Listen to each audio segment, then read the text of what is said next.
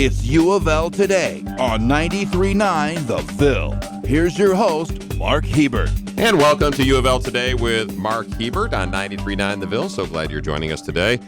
As we often say on this program, by the time you get done listening and after 30 minutes, hopefully you'll be a little bit smarter than you were at the start of the show, and hopefully you'll learn a lot about the University of Louisville as we talk about all things U of L on this program. So what have we got coming up today? Well, a major development for women with early-stage breast cancer, a one-day treatment, and it's being offered in Louisville. We'll have some details from one of the doctors at the James Graham Brown Cancer Center. And U of L doesn't have a team of students who have competed on the TV show Jeopardy, but U of L does have a Quiz Bowl team that has had quite a successful season. We'll talk to a couple of those team members and their faculty advisor a little later in the show. But first, according to a study from Georgia Tech, the city of Louisville has the worst heat island effect of any major city in America. That is not good, by the way. It means we have too few trees, too much blacktop, and the city is a lot hotter in the city than the surrounding rural areas.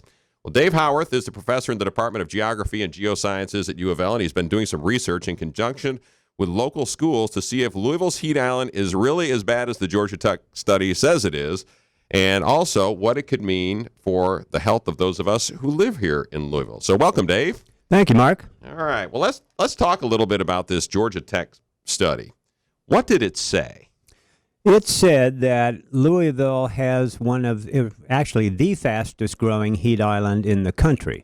And that puts us ahead of places like Phoenix, Arizona, which is a classic case of a heat island, and several other major cities that we didn't think we were approaching that. And a heat island is what? How do you describe it? Essentially, it's a situation in which the temperatures in the downtown area are considerably warmer than in the surrounding rural areas. And that's a function of many things, but the fact that we've known for a long time we have a heat island, but what we're trying to do is figure out exactly what the magnitude is, when it's the greatest, when it's least, and how we might be able to mitigate that. So the difference between the heat in downtown Louisville, for instance, middle of Main Street, versus what it might be as you're traveling out I-64 towards Simpsonville is what? How many degrees difference are we talking? It may be as many as 15 to 20 degrees in rare cases, but usually on the order of 10 to 12. Wait a minute. So you're telling me if I'm standing on Main Street in Louisville, Kentucky on a summer day, okay, that it may be the heat coming off the asphalt, it may be, say, 100 degrees where I'm standing, versus if I'm standing in a farm field out in Simpsonville, it's going to be 85 degrees. That's right, believe it or not. Seriously? Really? That's astounding to me. I live in Crestwood, and oftentimes in the morning I'll listen to the radio getting ready, and the temperature difference between my little thermometer that I have set up and the reported temperature is often at least 10 degrees difference. Wow. Okay.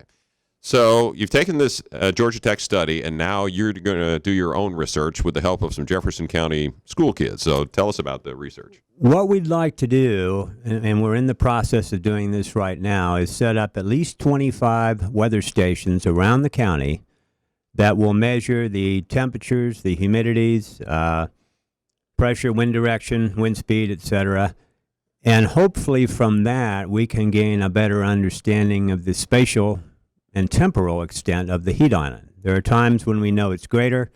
There are times when we know it's not going to be quite so bad. Are you also trying to figure out whether the Georgia Tech study was accurate?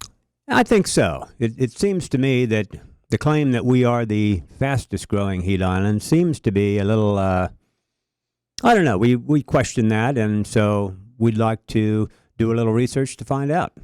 All right, we're talking with David Howarth, who is a professor in the Department of Geography and Geosciences at U of L. We're talking about the heat island effect in the city of Louisville. What is the impact? I'm going to talk a little bit more about the research with the school kids here in a minute, but what is the impact on the health of people, or could be the impact of the health of those of us who live in Louisville if the heat island is bad? And I think that's the real question in this study. How people respond to high temperatures. I think across the country, people might think that hurricanes, tornadoes, lightning are the leading causes of weather-related deaths, and that's not the case. It's heat and cold. by a substantial margin.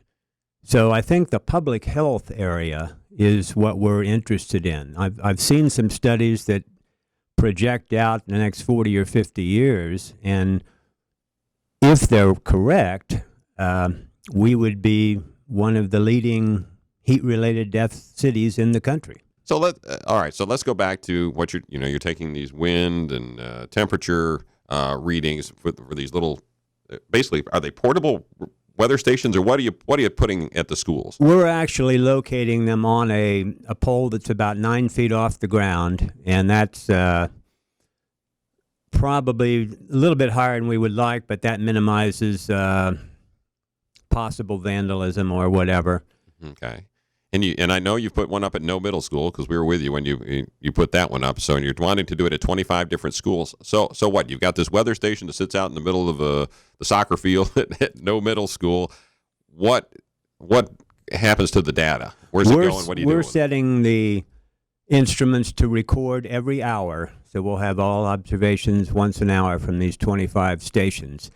That information is remotely transmitted to a receiver that sits inside the school. And the school can use that information on a daily basis to do various lesson plans, learn about the weather. They can do some analysis on the data. So we'll have a means of transmitting that information on a periodic basis to us at UofL. And then we can redistribute that data to anybody who wants it. So this collaboration between Jefferson County Public Schools and UofL basically is designed to help us understand the heat island and perhaps help the kids understand what? You bet. They can learn about the weather and climate. They can also, this falls right in with the new science standards. There are lots of applications there. So we think it's an exciting opportunity to collaborate. And what's been the reaction of teachers when you've gone to the, I assume science teachers, I'm guessing, and yes. said, hey, can we put these monitors in your classroom? They love it, and as soon as some other teachers find out it's there, then they're interested as well.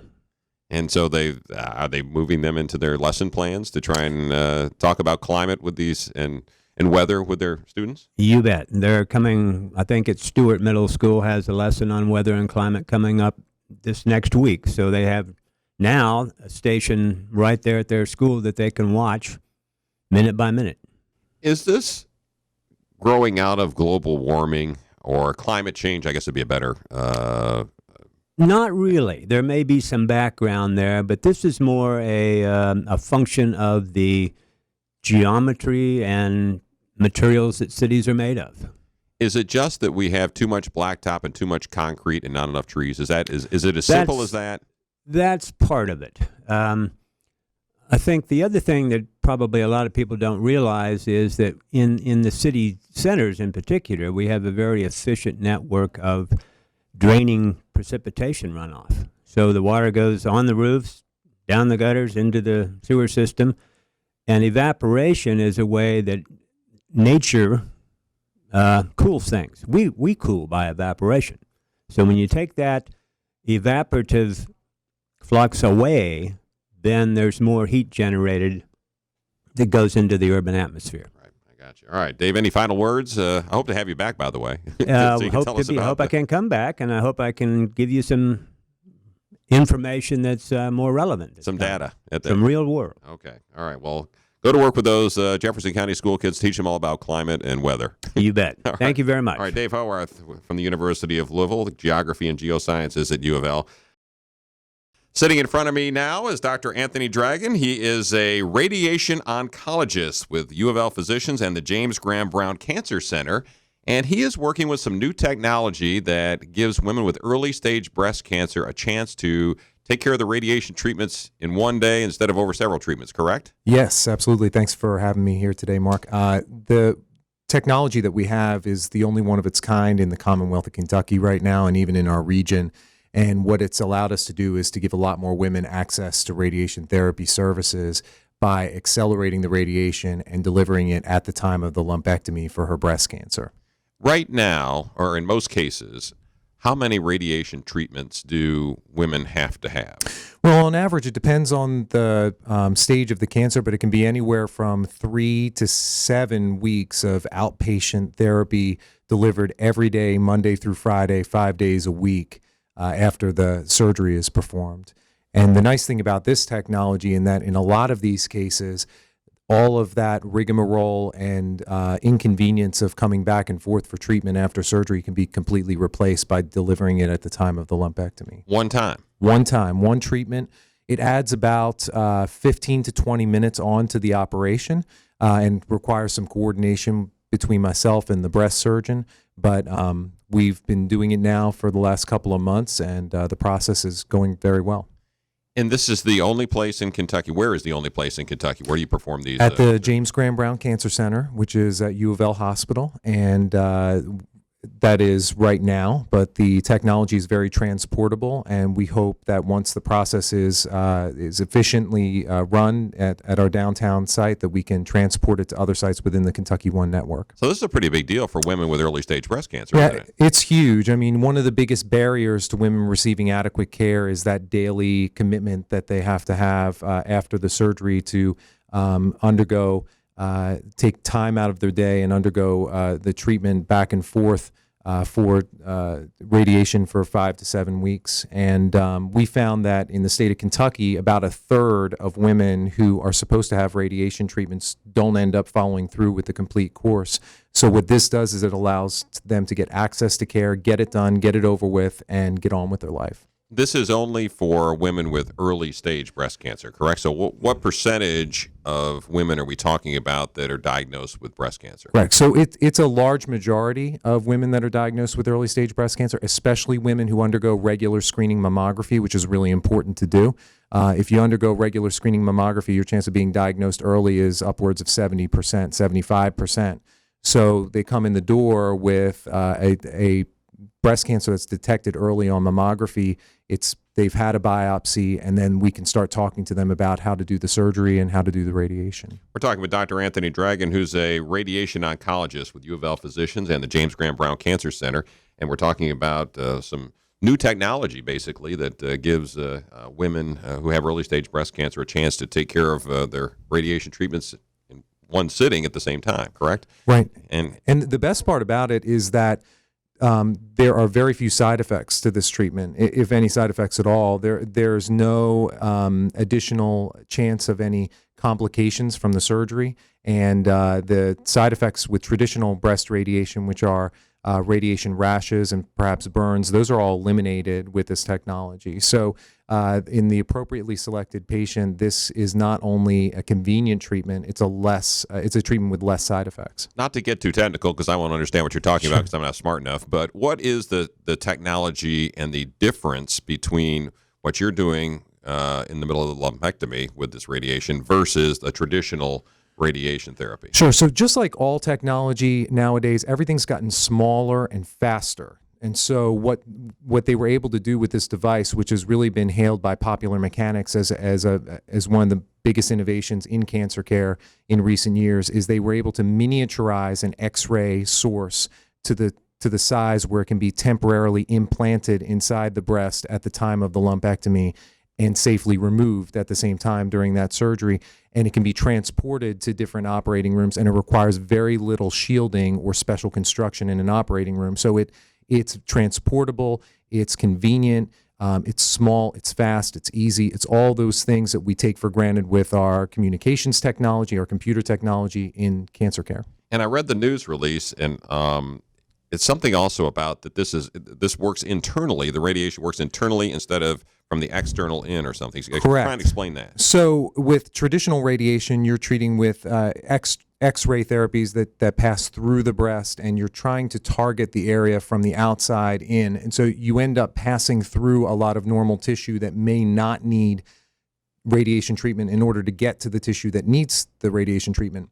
With this technology, though, you're in the operating room, the cancer has been removed, and the area that's at highest risk for cancer recurrence is right there, and it's exposed, and you can see it. So you implant this radiation source temporarily right there at the site at highest risk, and you can see it and you can direct it right there in the operating room. And so it really is the most focused and accurate way to deliver radiation. Again, we're talking with Dr. Anthony Dragun from the UofL James Graham Brown Cancer Center and UofL physicians.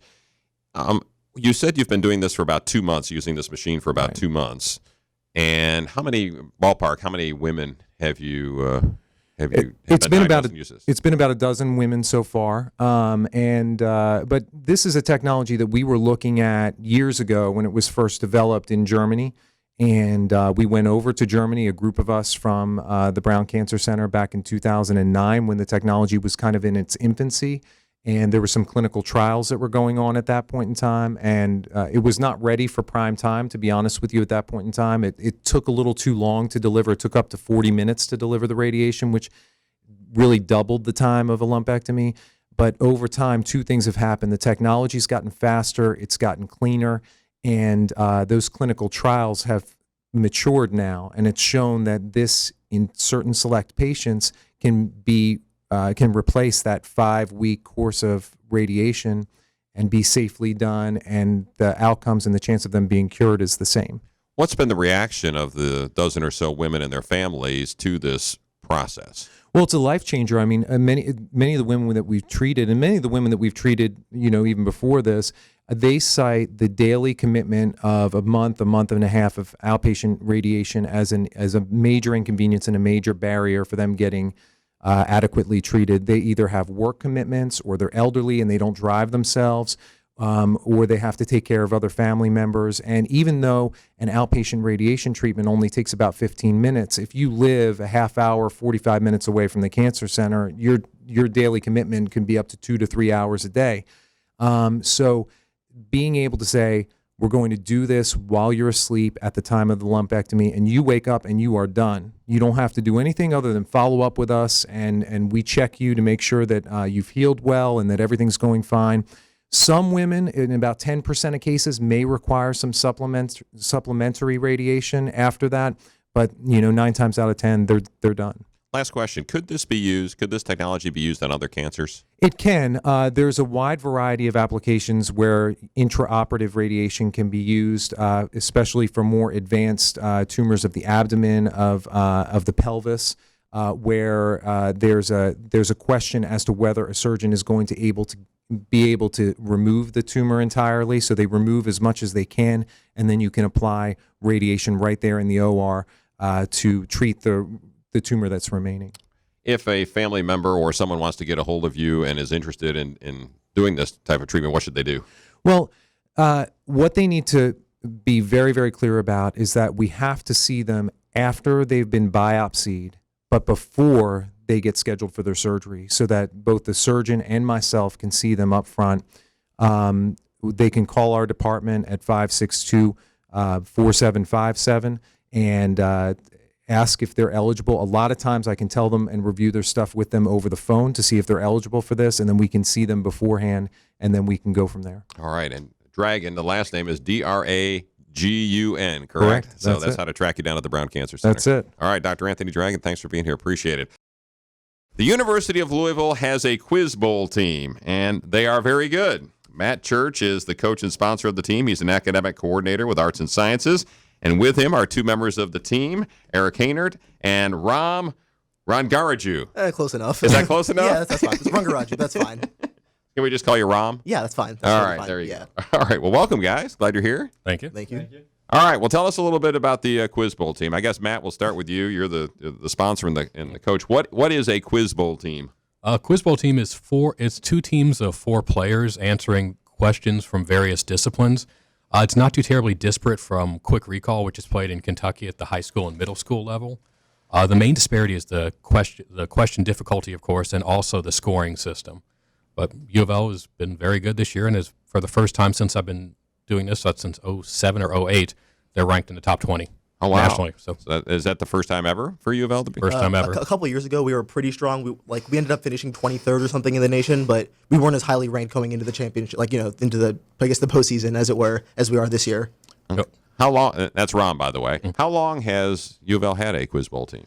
They had one back in the 60s or 70s when it was the old LG&E Academic Challenge, but it was restarted in, I believe, 2005 or 2005 by Monica Marks, who's U of L's only Rhodes Scholar. Yep. And then I became the full-time coach and sponsor in, I believe, 2008 or 2009. So for about the last 10, 11 years, it started back up again. I used to be mistaken as a student when I first started, and not anymore. Well, you look young. You still look young, Matt. Well, thank you. All right, Eric Hainer, you went to Eastern High School, correct? Okay. And you are, what year at U of L? I'm a freshman. You're a freshman. So how'd you get on the Quiz Bowl team with all the really smart guys if you're only a freshman? Well, I was playing Quiz Bowl in high school and went to the high school tournaments that they had there, and I just thought it'd be a great way to keep it going. And it really helps you stay interested in all the topics that aren't your specific major. So if you care about French literature but you're not majoring in it, it's a great way to keep learning about that too. What is your major? My major is chemical engineering. Okay, and Rom, what are you? I'm a computer engineering, computer science. Computer engineering, computer science. Yeah. So you guys are in the speed school. Yeah. And it's really hard. So when do you have time to do the Quiz Bowl? Well, I mean, that's the thing is that like a lot of like what I do for speed school sort of lends itself well to just doing Quiz Bowl. And like the main thing with Quiz Bowl is like it just rewards academic curiosity. So it's not really so much that like I study specifically for Quiz Bowl or anything, or I focus time specifically on that. I do, but a lot of the things that I would do in my free time anyway, like reading classical literature, reading journals, that kind of stuff, just things that I would already do anyway, give me points. All right, we're talking with the Quiz Bowl, two Quiz Bowl team members from the University of Louisville and their coach and sponsor, Matt Church. What are some of the things that you've gotten out of this? Eric, you said you did this in high school. Rom, did you do this in high school Yeah, as I've well? been doing this as far back as middle school. So what do you get out of it? I mean, you said you keep up on other topics, but is it enjoyable to meet, other Quiz Bowl folks from Georgia? Or, I mean, what's the biggest thing you get out of it? I mean, a lot of my friends are like big quiz, like people that do Quiz Bowl across the country. Actually, a lot of my close friends are like people from other institutions. And I mean, it's just fun. Like showing off how much you know is always fun. Competing is always fun, no matter what you're competing in, Yeah, and it's a great way just to meet the friends that you have that maybe went to different colleges or that you've made throughout the experience. So just like any other sport, it's a great way to meet friends that aren't on the same team. Is it similar to Jeopardy? How would you describe it? I mean, a lot of folks know what a Quiz Bowl team is, and from their kids did it in high school or middle school. A few years ago, a phrase floating around the online community was Team Jeopardy on steroids. That was like the sort of phrase to use to like describe Quiz Bowl to like a lay person. It's similar to Jeopardy in that, sure, it's an academic competition where you buzz in to, say the right answer. But aside from that, the similarities aren't really the same. Jeopardy is really a speed-based format, right? Like, I've actually been auditioned for Jeopardy a couple of times, and I found that the test to get onto the show is significantly more difficult than the show itself. That's where the real like academic rigor is. Whereas the competition of Quiz Bowl itself is much more academically rigorous and tests deep knowledge more than being able to buzz in quickly. At least with Jeopardy, Quiz Bowl players traditionally have trouble with going on Jeopardy. With Quiz Bowl, there's a lot of premium put on getting in early on the question, anticipating the answer. With Jeopardy, if you try to buzz in early, you're locked out, and you have to wait till everyone else goes. So you can generally tell if it's a Quiz Bowl player by they're trying to get in early, and then they start looking dejected behind them. Yeah. So timing is everything on Jeopardy. Yeah. Basically, is the difference. Yeah. Who are some of the teams that you've played this year? If you're in the top 20, you must have beaten some pretty good academic schools. So who are some of the schools you say, hey, we beat the Harvard team, or who are some of the ones that you brag about? Well, so this year we've like one of the big teams. One of the big teams we beat is the University of Georgia. They're a pretty solid team this year. Vanderbilt. Yeah, Vanderbilt's fairly solid. Notre Dame. Oklahoma. You beat Illinois, despite what the results said. Yeah. So, do we have some controversy in Quiz Bowl land? You can dispute an answer if you think it was right and they called it wrong. And the Illinois match, U of L should have won. But So what, you disputed some answers you thought you were right, and they said you were wrong? So, all right, so, the way it works is there's toss-ups, right? And you get a toss-up, and if you get it right, your team gets a bonus. So there was some sort of a dispute about the answer on a toss-up. The answer my teammate gave was correct, but not fully correct. And in that situation, normally the moderators, ask for more information, but they just ruled it wrong. And so later they realized, we protested, we said, hey, our answer was totally fine. And they're like, oh yeah, you're totally right, my bad. So, they took away the points from the other team, gave us our points, gave us a bonus. Except the bonus that we would have gotten originally was extremely favorable to us. A replacement bonus significantly less so. And so the difference in the points that we made up, instead of us winning outright, went to a tiebreaker, which we unfortunately lost on. But Okay. I like to think that if we'd got the original question, we would have done much better. Okay. Eric, I'm sorry, go ahead, Matt. in years past, they've beaten teams from, Columbia, teams from Ohio State. Several of you can enter A and B teams, so they've beaten B teams from Chicago and Michigan. Which are the two top teams this year. Well, what are some of the categories that we're talking about here, Eric? What are some of the things? And do members of the team specialize? I mean, are you really good in geography? And Rob, are you really good in history? Or There's definitely specialization, and the topics range from about anything. There's a lot of general science, literature, fine arts, so like operas and performing by classical artists, as well as some pop culture. I'd be as well. toast on those. So like around is 20 toss-ups, right? And of those, between 12 and 15 are on what's called the big three categories, which is history, science, and literature. Okay. And so, and within those, you're split. Like history is split between American, European, and world. Science is split, physics, biochem, math, that sort of thing. I'm mostly a science player, and and I dabble in fine arts. One of my teammates, who's Curtis Droge, who's a large part of the reason why we're so highly ranked. He's a very strong history and literature player. Okay. And Eric, what do you?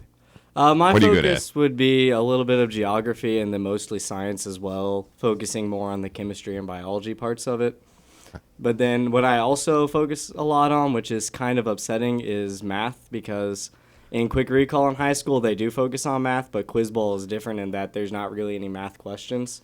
So that's slightly a disappointment, but that's Because you you'd be good at that. Yeah, that's the big thing that like he was saying in the high school quick recall circuit, computational math is a big deal. Like a good 20% of the questions in any given round are computational math. Whereas here you'll get like one or two math questions out of 25 to 10%, but they're never computational. It's always math theory, math history, that kind of thing. And it's a little unfortunate to being in an engineering program. I'd like to think that I'm pretty good at math. And there's not. Well, see, I didn't do a good enough background on what questions they give in Quiz Bowl, because I had a sports question and a geography question. Do you guys get any of those kinds of There questions? actually are sports questions and geography questions. Years back, they were at a tournament in Michigan, and one of our teams won a match by answering Rick Pitino as the answer. So that was kind of nice. That's awesome. So that's an easy question. Well, so I've got to ask a sports question. It's my go-to question that most folks don't know, and I don't know why I know this question. So I'm just going to ask you because, and if you don't know it, that's okay, because you're a heck of a lot smarter than I'll ever be. So who was the last pro baseball team to have 4 20-game winners in a season? I know Pitchers. almost less than nothing than baseball. All right. Less nothing about baseball, so. You want me just to give it to you? Yeah, sure. It's the Baltimore Orioles in 1971. And it was Mike Cuellar, Dave McNally, Pat Dobson, and Jim Palmer. And the only reason I ask you that question is because we're on a sports station, so I figured maybe some of the listeners might know that one. I was hoping for basketball. So. Basketball question? I don't have one of those.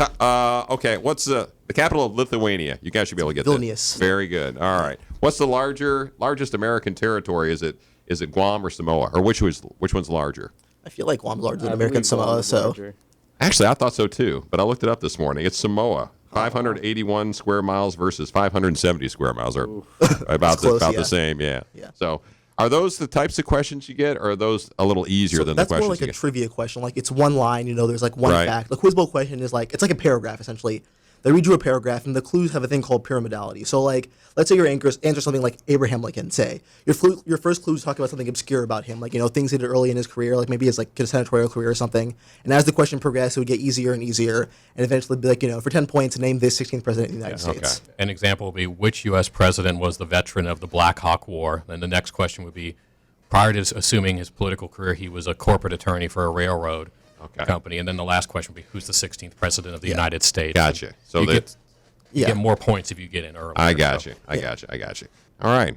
Well, good luck. I'm assuming all of you will do well and show how smart the students at the University of Louisville are when you go to these Quiz Bowl championships. That's the goal. All right. Thanks to you all for listening, and go Cards.